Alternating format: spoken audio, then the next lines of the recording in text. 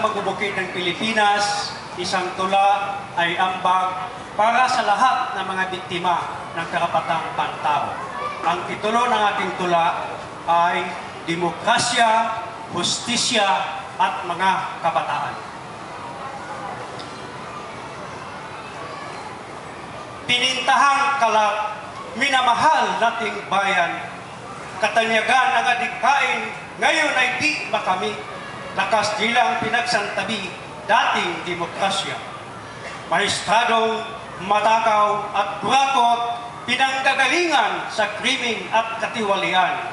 Mayamang may kapal ng mukha, sariling interes sa sariling kapakanan.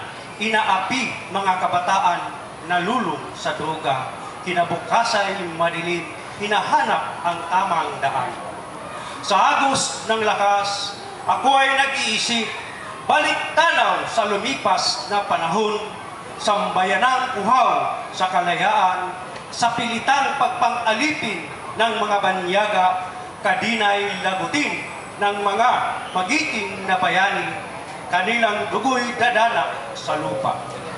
Dalawang mukha sa pagpang-alipin noon at ngayon, naging bahagi ang mga matatanda at ang panahon naging ang demokrasya ay dapat ay tinali sa kababayang pinagsasamantahang hustisya na wawala ay dapat nating ibalik. Ngayon, bagong bayani ang nagbuwis ng kanilang buhay, tinitiis ang kumbulsyon at lagnat. Magising sana ang kasalukuyang namumuno at mahinang panindigan na siya'y maging matatag habang maralita, taos-pusong humihingi, pakinggan para sa maliwanag na kinabukasan para sa ating mga kabataan. Maraming salamat.